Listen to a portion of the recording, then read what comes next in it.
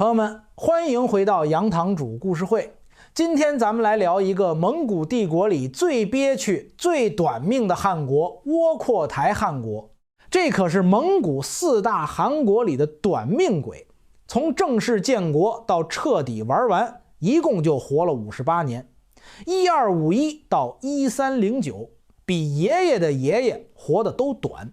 而他的邻居们呢？元朝97年。察合台汗国快200年，伊利汗国90多年，钦察汗国更是活了近300年。同样是成吉思汗的子孙，差距咋就这么大呢？有人说他是逆袭失败的典型，有人说他是自不量力的愣头青，还有人说他是被命运诅咒的家族。今天我就带你们扒一扒这个汗国的前世今生，看看他到底是怎么从太子党变成过街老鼠，最后又如何在历史舞台上光速谢幕的，保证全程幽默犀利，让你笑着看懂这段中亚草原上的权力游戏。要讲窝阔台汗国，咱得先从他的老祖宗窝阔台说起。窝阔台是谁？成吉思汗的第3个儿子，蒙古帝国的第2任大汗。当年成吉思汗分封诸子，给了老大树赤钦察草原，老二察合台中亚，老三窝阔台叶密利和霍博一带，今天新疆额敏河和布克塞尔地区。老四托雷则继承了蒙古本部和大部分军队。按理说窝阔台这一脉那可是根正苗红的皇嫡子啊。他爹是成吉思汗，他自己是大汗，他儿子贵由后来也当了大汗，第3任。这配置简直就是天选之子套餐啊！怎么最后就混得这么惨呢？问题就出在贵由身上。贵由这哥们儿在位不到2年就挂了，而且死得不明不白。1248年春，他在从都城和临回自己封地叶密利的路上突然暴毙，史称叶密利之变。关于他的死，有说是被毒死的，有说是喝酒喝死的，还有说是被雷劈死的，这脑洞也是没谁了。贵由一死，窝阔台家族的好运就到头了，因为贵由没有留下强有力的继承人。蒙古贵族们在1251年召开忽里勒台大会，把托雷的儿子蒙哥推上了大汗宝座。这一下，汗位就从窝阔台系彻底转到了托雷系手里，开启了蒙古帝国的托雷时代。蒙哥上台后，那可是对窝阔台家族进行了残酷的清算。他把窝阔台原来的封地分割成好几块，分给窝阔台的子孙们，美其名曰雨露均沾，实际上就是分而治之，让你们再也没法团结起来对抗我。其中窝阔台的孙子和师的儿子海都被分到了最西边的海亚利，今哈萨克斯坦塔尔迪库尔干附近，这地方在当时简直就是西伯利亚流放地，荒无人烟，鸟不拉屎。蒙哥这招够狠啊！他以为把海都打发到这么偏远的地方，这小子就翻不起什么浪花了。可他万万没想到，自己这是放虎归山啊！这个被他看不起的海都，后来竟然成了托雷家族最头疼的敌人，建立了窝阔台汗国，跟元朝死磕了近40年。海都这哥们儿绝对是蒙古版的复仇者联盟创始人。他爹和师是窝阔台的第5个儿子，早早就死了，所以海都从小就没啥靠山。蒙哥把他分到海亚利的时候，他才18岁，手里就几千兵马，地盘还不如人家一个部落大。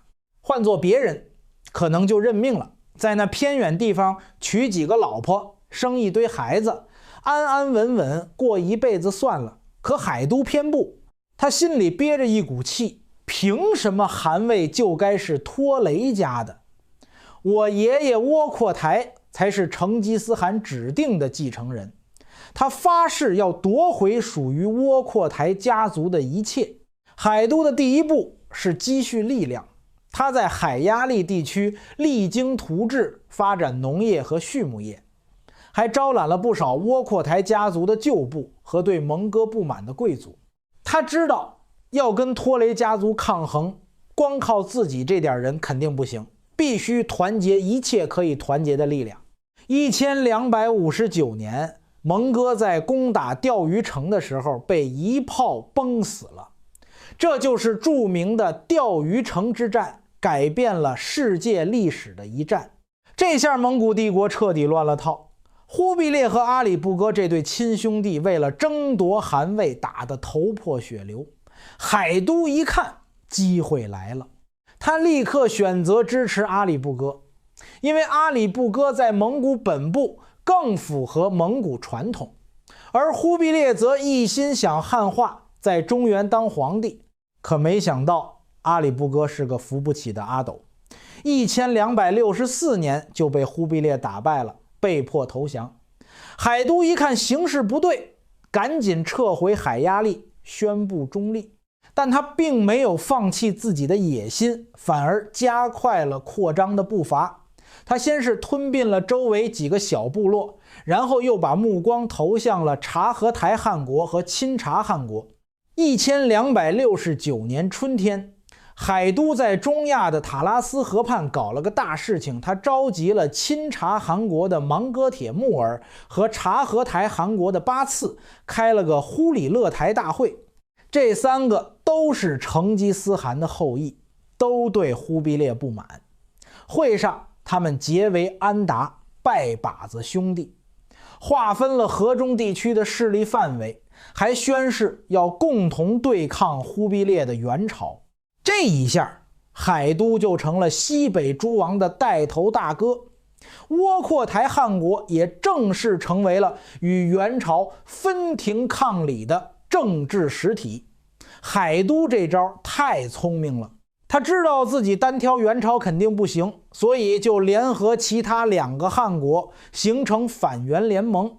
忽必烈虽然统一了中原，但面对这3个汗国的联合进攻也是头疼不已。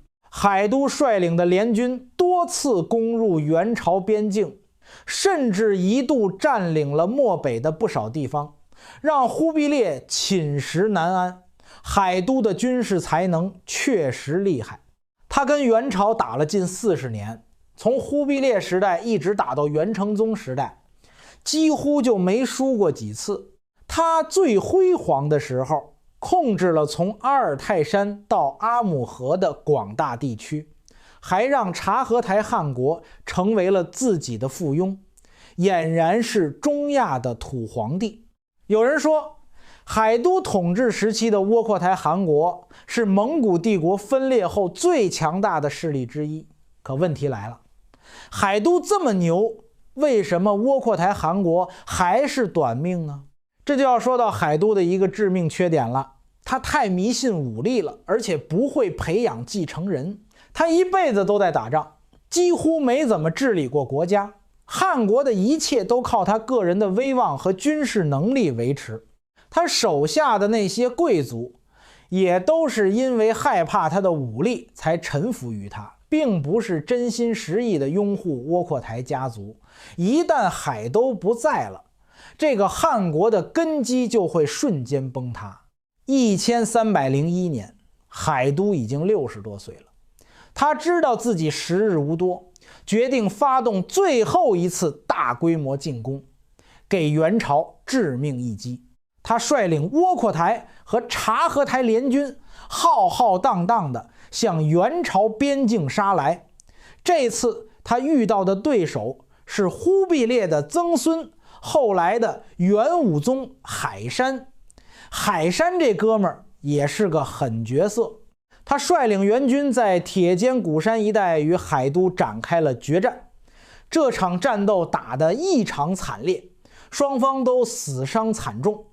海都虽然勇猛，但毕竟年纪大了，在战斗中受了重伤，不得不撤退。在撤退的路上，海都的伤势越来越重，最终不治身亡。海都一死，窝阔台汗国就像断了线的风筝，彻底失控了。他的儿子察巴儿继承了汗位，但这哥们儿跟他爹比起来，简直就是个战五渣，既没有海都的军事才能，也没有海都的威望，更不会平衡各方势力。更要命的是，察合台汗国的可汗笃，哇，海都的老盟友，一看海都死了，立刻就变了脸。他表面上支持察巴儿，还以托孤大臣的身份自居，实际上却在暗中削弱窝阔台汗国的势力。他先是挑拨窝阔台家族内部的矛盾，让他们自相残杀，然后又趁机吞并了不少窝阔台汗国的地盘。1303年，笃阿觉得时机成熟了，就逼着察巴儿跟他一起臣服元朝。察巴儿没办法，只能答应。这一下，窝阔台汗国的独立性彻底没了，变成了元朝的附庸。但笃阿并没有就此罢休，他还想彻底吞并窝阔台汗国。1306年，察巴儿不甘心被笃阿控制，就想联合一些贵族反抗。可他没想到，自己的计划早就被笃阿知道了。笃阿率领察合台联军对窝阔台汗国发动了突然袭击，察巴儿根本不是对手，被打得大败，只能带着残兵败将四处逃亡。1309年，走投无路的察巴儿只能逃到元朝，向元武宗海山投降。海山还挺够意思，封他为汝宁王，给了他一块封地，让他安度晚年。而窝阔台汗国的领土则被元朝和察合台汗国瓜分殆尽，大部分并入察合台汗国东部核心区域，叶密利、霍伯归入元朝。至此，存在了58年的窝阔台汗国正式灭亡，成为了蒙古四大汗国中第一个灭亡的汗国。讲到这里，可能有人会问，窝阔台汗国为什么这么短命？仅仅是因为察巴儿无能吗？当然不是。窝阔台汗国的灭亡是多种因素共同作用的结果，其中最根本的原因是它从一开始就存在合法性危机和制度缺陷。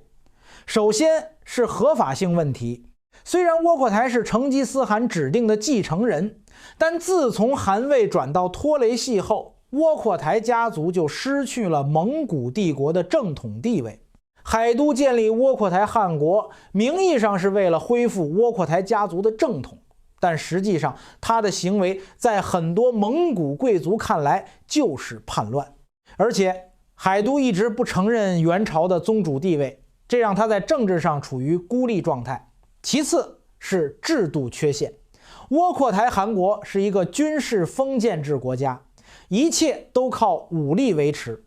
海都虽然统一了中亚，但它并没有建立起有效的中央集权制度，也没有发展经济和文化。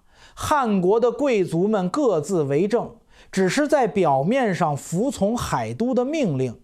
这种制度在海都强大的时候还能维持，但一旦中央权力衰弱，就很容易分崩离析。第三是外交失误。海都虽然联合了钦察和察合台汗国，但这种联盟是建立在利益基础上的，非常脆弱，一旦利益冲突，联盟就会破裂。而且海都一直把元朝当作主要敌人，不断发动战争，这让窝阔台汗国陷入了长期的战争泥潭，消耗了大量的人力、物力和财力。到了后期，汗国的经济已经濒临崩溃，根本无法再支撑大规模的战争。最后是继承人问题，海都一辈子都在打仗，没有培养出一个合格的继承人。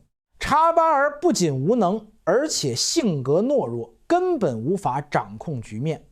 而反观元朝和察合台汗国都有比较成熟的继承制度，能够保证权力的平稳过渡。虽然窝阔台汗国短命，但它对蒙古帝国和世界历史的影响却是深远的。它的建立和发展加速了蒙古帝国的分裂进程，让四大汗国各自独立的局面更加稳固。它与元朝的长期战争也让元朝不得不把大量精力放在西北边境，客观上减轻了元朝对其他地区的压迫。更重要的是，窝阔台汗国的灭亡标志着蒙古帝国统一梦的彻底破灭。从此，蒙古帝国再也没有恢复过统一，四大汗国各自走上了不同的发展道路，最终都被历史淘汰。好了，今天关于窝阔台汗国的故事就讲到这里了。通过这个故事，我们可以看到，一个国家的兴衰不仅仅取决于军事力量，更取决于制度建设、合法性基础和继承人培养。窝阔台汗国虽然曾经辉煌一时，但由于先天不足后天失调，最终还是逃不过短命的命运。如果你喜欢今天的内容，别忘了点赞、订阅或转发给喜欢的朋友，谢谢。我是杨堂主，下期再见。